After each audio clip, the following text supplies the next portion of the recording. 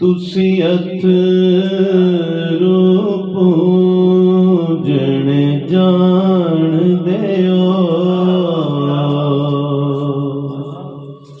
ਤੁਸੀਂ ਅਥਰੂ ਪੂਜਣ ਜਾਣਦੇ ਹੋ। ਮੈਨੂੰ ਆਕਾਰੋਂ ਦੀ ਜਾਚ ਵੀ ਨਹੀਂ, ਤੁਸੀਂ ਅਥਰੂ ਪੂਜਣ ਜਾਣਦੇ ਹੋ। ਮੈਨੂੰ ਆਕਾਰੋਂ ਦੀ ਜਾਚ ਵੀ ਨਹੀਂ,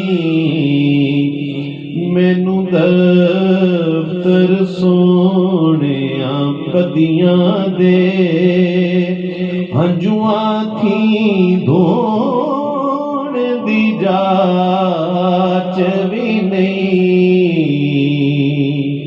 ਮੈਨੂੰ ਦਫ਼ਤਰ ਸੋਹਣਿਆਂ ਪਦੀਆਂ ਦੇ ਹੰਝੂਆਂ ਥੀ ਧੋਣ ਦੀ ਜਾਚ ਵੀ ਨਹੀਂ,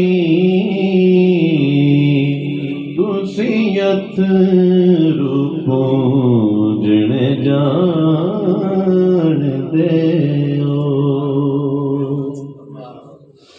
ਅੱਛਾ ਜੀ।